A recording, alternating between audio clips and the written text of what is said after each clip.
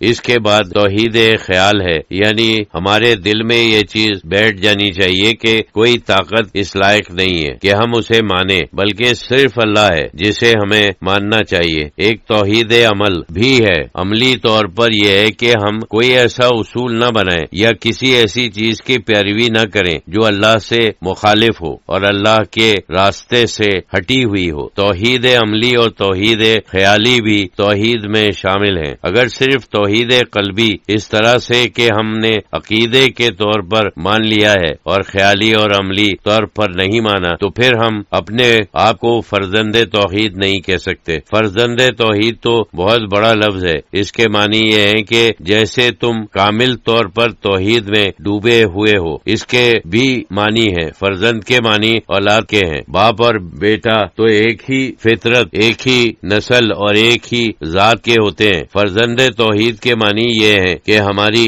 ہر چیز میں توحید جھلکنی چاہیے، سوچ میں بھی، قول میں بھی اور فعل میں بھی، ان سب کو چاہیے، توحید کا آئینہ ہونا چاہیے۔ یہ تو ہمارا کام ہے۔ جب ہم اللہ کی توحید کو دیکھتے ہیں تو اس میں بھی شاخیں ہیں جو صوفیوں نے بیان کی ہیں۔ ایک توحید افعالی ہے، اس کے معنی یہ ہے کہ ہر وقت جو دنیا میں ہوتا ہے ہم اسے اللہ کی طرف سے سمجھیں۔ ابتدائی زندگی سے آخری لمحے تک بے شمار واقعات ہمارے ساتھ ہوتے ہیں، کبھی ہمارے فائدے کے لیے، کبھی نقصان کے لیے، کبھی ایسے واقعات جن کے اندر فائدہ اور نقصان دونوں پہلو موجود ہیں، کبھی جن سے ہم خوش ہوتے ہیں، کبھی غمگین ہوتے ہیں۔ لیکن توحید افعالی کے معنی یہ ہے کہ ہم سب کو ہم اللہ کی طرف سے سمجھیں۔ ان سب واقعات کی اصل وجہ اور اصل منبع جس سے وہ چھوٹے ہیں وہ اللہ تعالیٰ کی ذات ہے، جس سے وہ چھٹے ہیں وہ اللہ کی ذات ہے۔ ہم دیکھتے ہیں کہ دنیا میں جو کچھ ہوتا ہے، چاہے وہ سورج کا نکلنا یا ڈوبنا یا اس قسم کی جو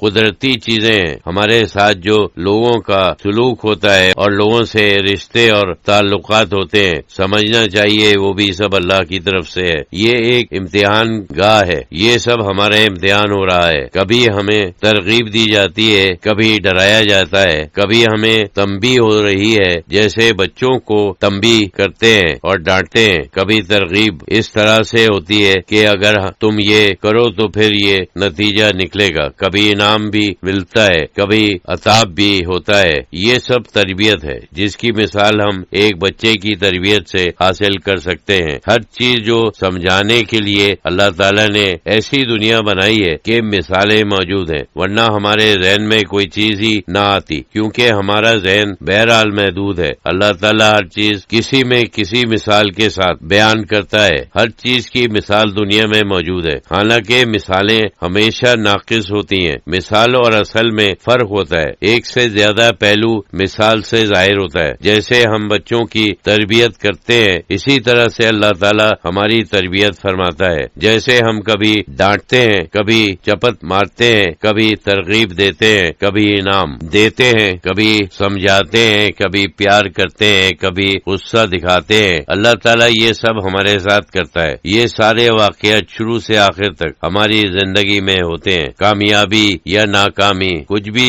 ہو، ہمیں سمجھنا چاہیے سب اللہ کا فعل ہے۔ بعض لوگ کہتے ہیں کہ یہ قدرتی واقعہ ہے، بظاہر قدرتی تو ہے لیکن اصل قدرت تو اللہ تعالیٰ کی قدرت ہے۔ قدرتی کے اصل معنی یہی ہے کہ اللہ کی طرف سے ہے۔ یہ توحید افعالی ہے۔ ہم سمجھیں کہ جو کچھ دنیا میں ہوتا ہے اللہ کی طرف سے ہے، بغیر اس کے ہم یہ سمجھیں کہ انسان کا اختیار سلب ہو گیا ہے، یہ بات نہیں ہے۔ جو ذرا بھی اختیار اللہ نے ہمیں دیا ہے وہ موجود ہے، اور ہمیں اس کے اوپر ایمان رکھنا چاہیے کہ اللہ تعالیٰ صحیح یا غلط راستہ اختیار کرنے کی طاقت اللہ نے ہم کو دی ہے۔ مذہب کی اصل یہی ہے اور پورا جھگڑا یہی ہے، نہیں تو پھر ہم بھی گائے بھینسوں کی طرح اپنی زندگی گزارتے اور کوئی نہ پوچھتا کہ تم نے اچھا کیا یا برا کیا۔ یہ بھی توحید کی ایک شاخ ہے، اس کے اوپر بھی شاخیں ہیں جو وجدان سے تعلق رکھتی ہیں، بیان سے تعلق نہیں رکھتی۔ صوفیوں کے یہاں کتابوں میں یہ چیزیں ہوتی ہیں جیسے توحید